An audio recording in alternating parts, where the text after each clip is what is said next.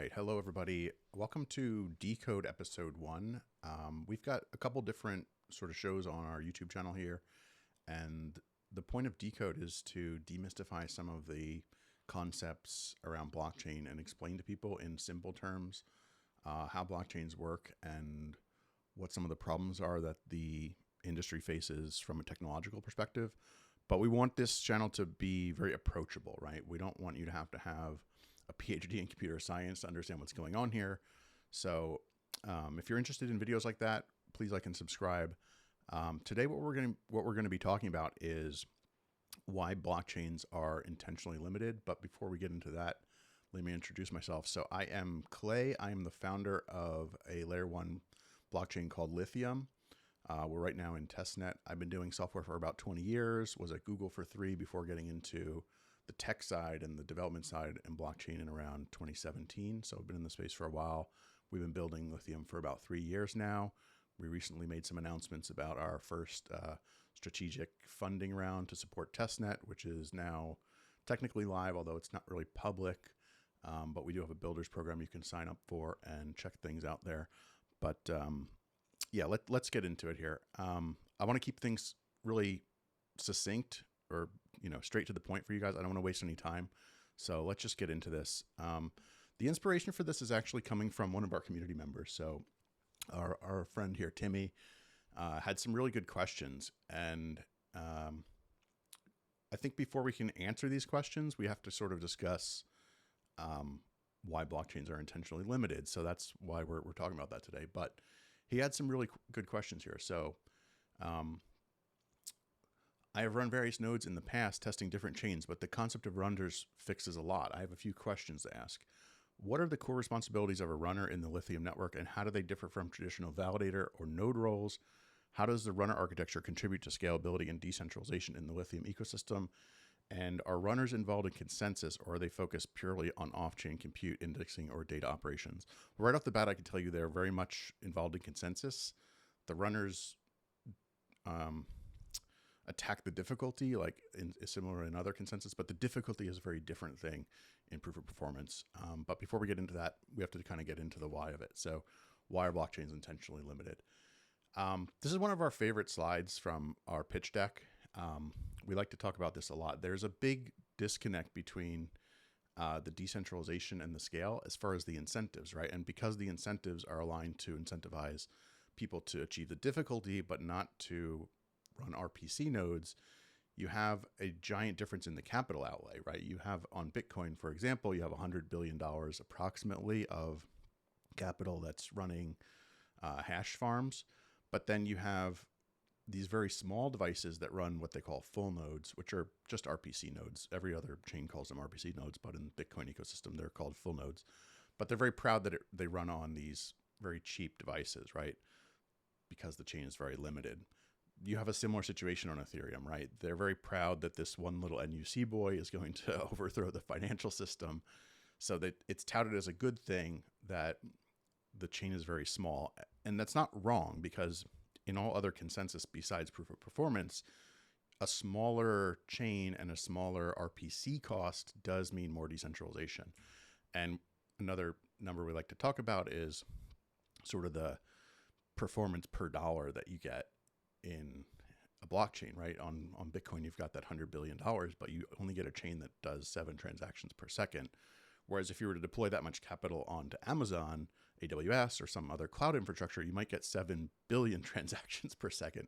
So there's quite a big difference in performance per dollar for blockchains versus other things. And I think, we always talk about the RPC costs, and I think that can kind of be a little bit intimidating or theoretical for people. Like, they're not really sure, like, how do these RPC costs tie to the problem? Like, what does that have to do with scalability? And one of the reasons I think people aren't really aware of it is, well, nobody really talks about it because it's kind of the industry's dirty little secret that you have these RPC costs. But I want to simplify things today, right? These are the RPCs, or some of the RPCs that a Bitcoin node runs. And we like to talk about the different classes of them. We kind of group them into different functions that the chain needs to do, like transaction propagation and block propagation and wallet, sending data to wallets and things like this. But I don't want to get lost in the weeds today. We're going to try to keep things really simple. And so in order for people to sort of understand the impact of the RPC problem, I want to talk about the Infura problem. And this is another thing that's not really talked about very much, but for those who don't know, if you check in your MetaMask, your wallet is getting all of its data from Infura. So the default settings, you can change the RPC node. Maybe if you run your own node, you can tell MetaMask to connect to your node. But by default, it comes connected to this company called Infura. And Infura is owned by a parent company called Consensus, Consensys, that was founded by Joe Lubin, who's, I believe, was one of the Ethereum Foundation founders. Could be wrong about that. But they also own MetaMask. And, you know, in a sense, their business model is kind of a Web2 big data, you know, capture, and then first you capture the audience and then you monetize later, sort of a business model, right? And in 2020, we don't get a lot of data from them, right? They're not a public company. But in 2020, when DeFi was getting really hot, there was an understanding that there was a scaling problem, and Infura was claiming that they would be part of the scalability solution. Now, they're not really wrong about that, except that obviously if you have a single company that's providing all the data, that's not really decentralized. So they can provide the scale. Of course, they need a business model that pays for it. But anyway, during that era, they were talking about some of their statistics, and they claimed back at that time that they were serving over 10 billion API requests per day and transferring 1.6 petabytes of data per month. Now, if you're a cloud provider, that might not sound like a lot, but we have to keep in mind that the entire Ethereum chain at the time was only 4 terabytes, and Ethereum had maybe 6 million monthly active addresses, maybe 500,000 daily active. So when you contrast these numbers, you can see that, and these are RPC nodes, just to be clear. Like Infura, they also do mining, but when we're talking about these API requests, this is like, instead of running the node yourself, you're letting Infura do that for you. And you're trusting them, by the way, to give you the correct data, but that's maybe a topic for another video. We've covered that already, and we'll probably cover it more in the future. But you can see that, like, even with only 6 million monthly active addresses, we're serving 1.6 petabytes of data per month, right? So that's, looks like, what would that be? Almost a megabyte of data per month per user. Or another way to think about it, if you're having 10 billion API requests per day from only 6 million users, you've got, you know, over 1,000 API requests per day per user. So the burden on these RPC nodes is quite high, right? Like if you think about 500,000 daily active, that means 500,000 transactions per day during this era, or maybe 1 million transactions per day, but you know, something on that order. Maybe people are doing multiple transactions, right? So you've got 500,000 daily active. But in order to serve that 1 million transactions per day, you have to do 10 billion API requests per day. So that's, for every one transaction, you're doing 10,000 API requests. And that tracks pretty well. I can actually show you guys, we've got our own testnet running on the node that we developed. This is Litheum Core. And we're actually logging. Now this is a very lightly used testnet, put it that way. We've got a node running that's sending transactions, and there's maybe 10 or so MetaMask connected to it at the moment. So not a lot. But what you can see here in the logs is that almost everything that the chain is doing is RPC requests, right? This is making about 1 block every 5 seconds. But you can see that there's all these are RPC requests. This is the name of the JSON RPC here, ETH underscore whatever. So these are the requests and the response, the request and the response. And you can see that, you know, the chain, this is a large response. So somebody wanted to get the code for a smart contract, right? So it's a large response.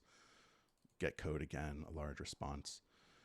And you can see that it's just RPCs, RPCs, RPCs, RPCs, RPCs. And I'll let this run for a second so you can just watch it. But just think every 5 seconds here, we're making 1 block.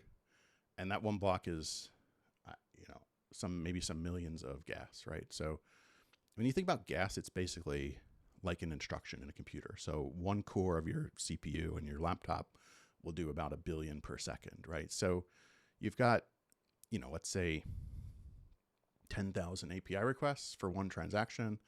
And then that one transaction is going to spend maybe, 21,000 gas for a basic transaction, or maybe 1,000,000 gas if it's doing something with a smart contract. 1,000,000 gas would be 0.1% of one CPU second. So not a lot of activity there, but then you've got 10,000 API requests to support that 0.001 CPU seconds. So there's a big mismatch, right? And especially on, I think, proof of stake systems, this is more clear, because on Bitcoin, you've got that $100 billion doing all that hashing. And so it seems like, well, that's a lot of activity and it's a lot of stuff going on. But on a proof of stake system, besides the stake, your validators don't do very much, right? They just have to synchronize the blocks. And it's, 30 million gas every 12 seconds on Ethereum. So that's, a small percentage of one CPU second every 12 seconds. And then you've got all these RPC stuff to support that very small amount of work. So I hope that's kind of making things clear that there's this huge cost that has to be borne by the network. But, to be clear, this RPC activity is not supported through the consensus. It's not incentivized, right? Which is why you have a third party like Infura that's providing that on Ethereum, right? In Vitalik's post where he said, one of the responses you'll get to this from the Ethereum folks, and by the way, I should mention, this is not a small problem, this Infura thing. It's just not talked about very often, but back in 2020, before Polkadot existed, there was a large contingency of Ethereum developers coming out of the Parity Foundation that were openly talking about this. This is why some of the information you can get about this problem comes from that era. But they were sort of open to talk about it because obviously they had plans to fork to kill Parity and move over to Polkadot, because they thought that the whole parachain thing would maybe be a solution to this. But it didn't really pan out, I would say. The biggest complaint I hear from parachain node operators is the same thing, right? The RPC costs are very large to run a parachain. And on Polkadot, you're sort of explicitly told, as a parachain operator, you should be the one running the nodes, right? So it's not as much of a privilege as the cost of those slots would maybe make you think, right? It's just a large cost. And if you're not able to generate off-chain revenue some way, it doesn't really make sense, right? And off-chain revenue means not decentralized revenue, right? So there's these incentive problems that are driving all this activity that is not blockchain happening across these chains, right?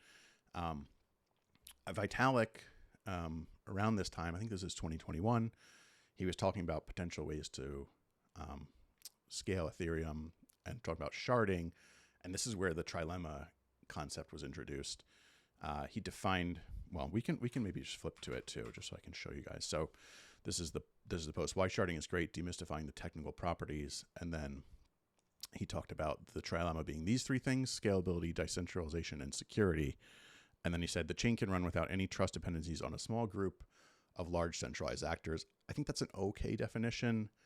It's not, I wouldn't quite maybe exactly agree with that, but I don't want to nitpick on this right now. It's pretty good. But then he said this is typically interpreted to mean that there should not be any trust or even honest majority assumption of a set of nodes that you cannot join with just a consumer laptop. So that has kind of become the criteria for how big Ethereum can get, right? It's like what can you do with a single laptop, right? And then he goes through some different examples of different systems that achieve two of these things. This one's kind of interesting because it's where he gives up the security, and what does that mean as a multi-chain ecosystem, right? And that's a good way to think about it, right? You're sharding in a sense. I mean, I think of multi-chain ecosystems as a form of sharding, right? But you've sharded the entire blockchain, not just a part of it, but that also shards the collateral, right? And that's something that even sharding chains like Multiverse X have to deal with, right? You want to maintain the 51% issue, but somebody could potentially try to get all of their collateral or all of their stake into a single shard. And that would only be if you had 100 shards, that would be a 0.51% rather than a 51%. attack. And so that's sort of the problem that you have to deal with on the security side of things. But it's interesting to just note that his idea of giving up the security is multi-chain ecosystems, right?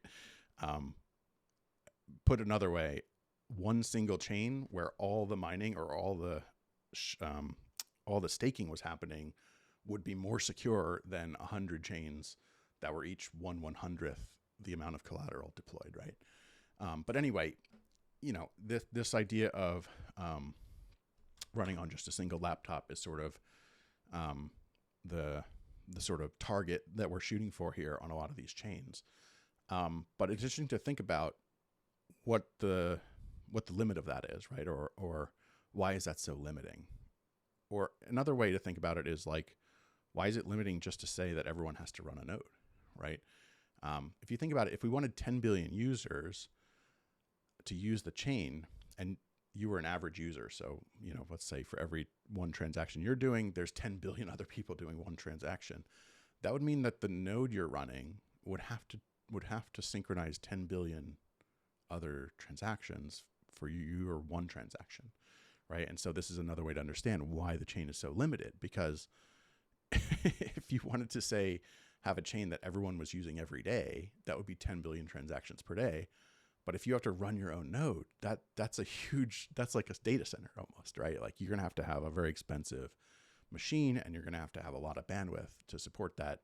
So instead, what we have is a chain where we can do only about 1 million per day.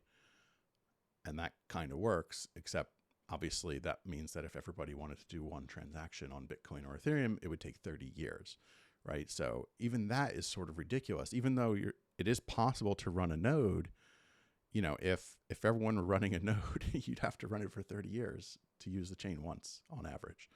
So it just kind of shows you the ridiculousness of the situation, right? You can't have these RPC costs that aren't paid for by the consensus, right? Like no matter which way you go with it, whether they're big or small, you're sort of stuck, right?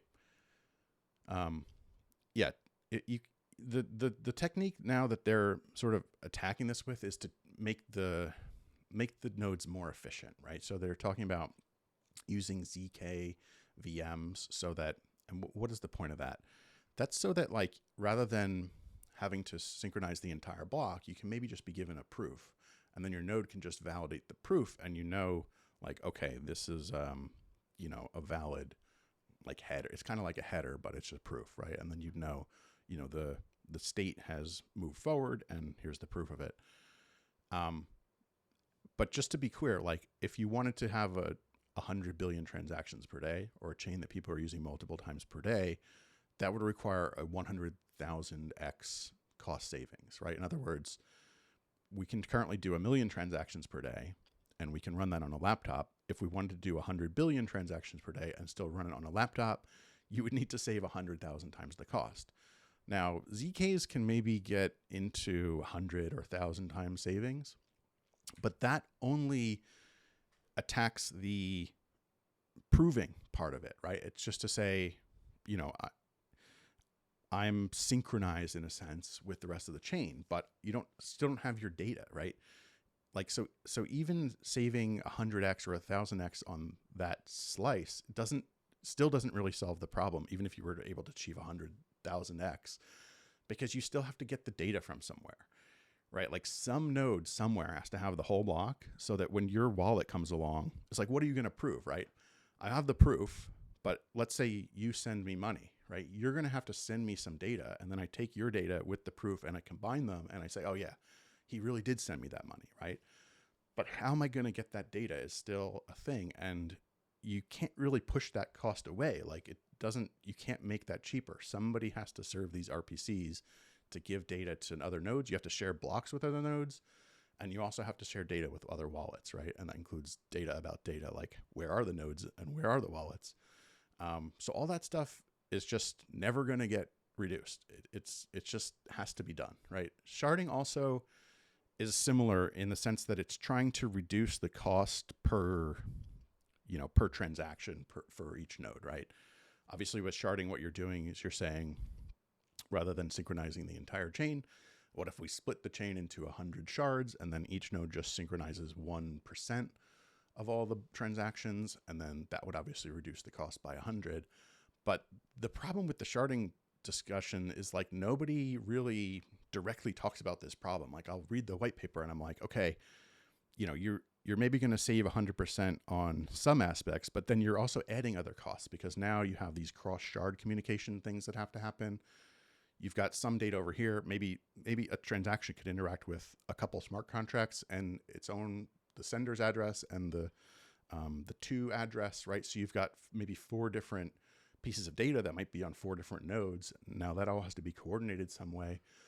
Also with things like multiverse, you have the whole sort of shard mixing that happens, right? So in order to avoid the problem I mentioned earlier, where people can attack one shard by getting all their collateral or all their stake onto a single shard, they regularly have to switch shards. So your node might be running shard 50, and then the consensus says, all right, you're in shard 73 now, and then you have to get all that data somehow. And you know, it can potentially save some costs on these RPC things, but they don't really talk about it directly. And it's really hard to know, like, if those chains were to scale up, how does the cost of the RPCs scale in relation to the blockchain scale?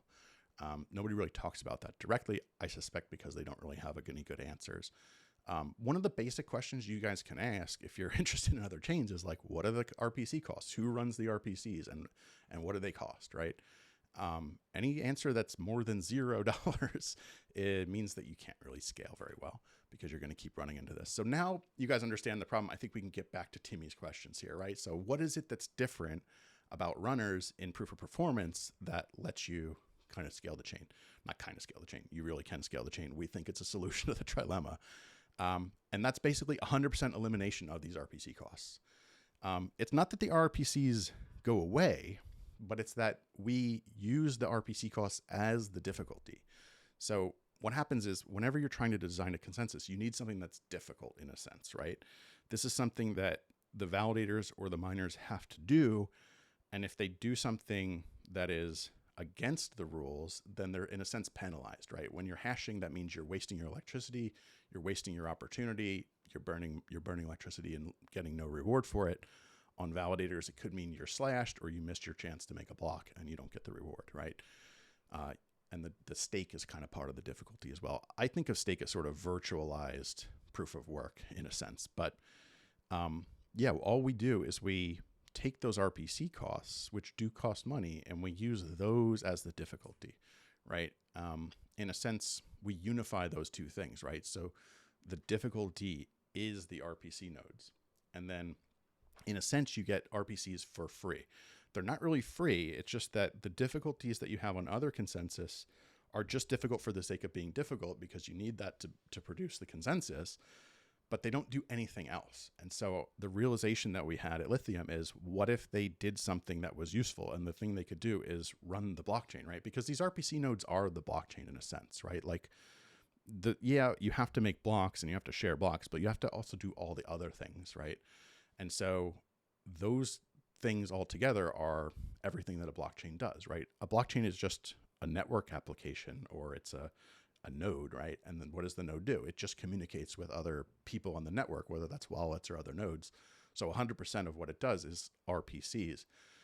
So you can think of that as the blockchain itself. So in a sense, the way proof of performance works is the blockchain itself is the difficulty. Now that's a bit abstract, but I'm hoping this video helps to sort of clarify that. In other words, we align the difficulty and performance, or we align the security and the scale. What that means is that as Litheum scales up and more RPCs are needed, then the runners need to deploy more stake and more capital, and the chain gets both more secure because the 51% cost goes up while the performance also goes up. So yeah, that's our little talk for today. I hope that sort of answers the questions. To kind of get a little more detailed, just for Timmy's question here, there's different classes of runners. So there's block runners, transaction runners, and data runners. That's really just sort of a reflection of some of the different things that a chain has to do. And a natural way to split up the sort of players in the game, right? In a normal blockchain, you kind of have different players. You've got the miners or the validators. They're doing the difficulty. They're earning the rewards. You've got the users or wallets. They're obviously want to use the chain, and they're willing to pay for it through inflation or through fees. And then you have this other third player, actually, that's not often talked about, which is the RPC nodes or the full nodes. And so we've sort of split those out in a way. And one thing to remember is the miners not only make blocks, but they also have to share blocks. But the interesting thing is that if I'm a miner, say, and you're a miner, and I make a block, I want to give you the block and you want to get the block, right? You want to get the block so you can make the next block. So you always need to be synchronized as a miner. But the interesting thing is that if I'm sent a block from someone else, it's not my block, I don't want to give it to you because you're actually my competitor. And so there's not an incentive there. And so we kind of split the block production into two different classes. So that's the block runners and the transaction runners. And what that allows us to do is two things. One is that you can make a slightly more topologically efficient network topology, right? So like the wallets don't have to talk directly to the block runners. The wallets can talk to any transaction runner, and then that transaction runner sends the transaction to the ultimate block producer, who is a block runner. So you can have, just a more kind of spread out RPC service being connected to all the wallets. But the other thing it achieves is it creates an incentive for people to send blocks around the network, because as a block runner, if I want to work with a transaction runner, I have to send a block to that transaction runner. That's sort of the RPC in difficulty is like, it's basically saying you have to send data to someone else, and that helps them to make blocks, right? And that data is signed and the signature is included when some other data is sent back to produce the block. So in the case of the relationship between block runners and transaction runners, that data is a block. And so it helps to propagate the blocks as well. And then the data runners, you can kind of think of those as the RPC nodes. It's not exactly one-to-one because the transaction runners also do some of the work that RPC nodes would do in another chain, but anything that's just like pure, you just need to get some data from the chain, right? But you're not necessarily going to use that data in a transaction or in a block. That's the role of the data runners, and they use something called the lucky hash mechanism, which I'll go over in another video to build the incentives there. But yeah, that's, just to totally clarify Timmy's question here, they contribute to the scalability and decentralization by doing what every node or every validator does in another chain, which is do work against the difficulty, but the work against the difficulty is providing data via RPCs to other nodes and wallets that are in the network. We essentially, you could say that we drive the RPC cost to zero. That's one way to think about it, but it's not exactly accurate. It might be more accurate to say we eliminate the RPC costs, or at least we eliminate the unincentivized RPC costs, right? That might be the most accurate way to think about it. But yeah, I hope this was helpful. Even if you're not interested in Litheum, maybe this helps you understand what's going on with full nodes and RPC nodes and Infura and all the different RPC providers on Solana, and there's Alchemy as well. This whole RPC thing is it's something that people were more aware of maybe 5 years ago, and there were solutions out there that sort of tried to tackle it. Like I mentioned, Alchemy. There's also Anchor, which is a very interesting project, ANKR. Now, they were trying to build incentive for RPCs, but ironically, they didn't build it in a way that incentivized their own blockchain. So I was sort of thinking about, like, what if you ran an RPC node inside Anchor, and then you would use Anchor token in order to access the RPCs for in a third party kind of a way, right? So your Ethereum RPC node would be accessed within, it's kind of like a depin thing, but the thing you're depinning is RPC nodes for other chains. Litheum sort of takes that one step further and says, what if you incentivized your own RPCs, right? So that's sort of the big difference between some of the RPC solutions that came during that era when we were talking about this problem and what Litheum is doing with proof of performance. So, all right. Anyway, I hope that was helpful. If you're interested in more things like this, like and subscribe. We also have the pod where we just sort of talk about whatever it happens to be on our mind, any Twitter drama or things going on in the industry. And then we also have Lithium Deep Dives is another show we're doing on the YouTube, which is going to be really deep into like Lithium and how the runners work, how proof of performance works. And then, like I said, this is DeCode here. And this is where we're going to be talking about stuff, hopefully that just helps educate, helps people understand like how blockchains work, maybe how Lithium is different than other chains, but really just general knowledge sort of things. We want to do a video really soon that covers just how blockchains work, but in a way that is more focused on the game theory and getting rid of a lot of the techno mumbo jumbo and just explaining in a way that anyone can understand, like how the whole game theory comes together and achieves a consensus or whatever, or makes a blockchain. So yeah, like and subscribe if you're interested in that. And as I said earlier, we've got our builders program is technically live, although it's not officially live. You can register for it, but we're not summing up the points yet. So if you join the builders program, you can get access to our white paper sneak peek. There's a Telegram group that's just for builders. There are sprint reviews and updates that are private to the builders program. There's a Lithium book, which is all of our technical documentation. And then, of course, you can earn points for deploying dApps or using the testnet. I'm also going to be building the faucet this week, so you'll be able to get some faucet tokens for the testnet there as well. So yeah, go check that out. Anyone can sign up, even though it's really technically for builders, but you're welcome to join whether you're going to build on Lithium or not. So go check that out. We'll be rolling out official announcements about that in the next month and having all the point tallying working. So that should be kind of fun. And yeah, sprint update, I'm doing that right now. So if you want to check that out, this is sprint 9. We went a little long, 4 weeks this time, mostly just been stabilizing the testnet. But yeah, that's for another video. So anyway, thanks for watching, and we'll see you in the next one. Bye.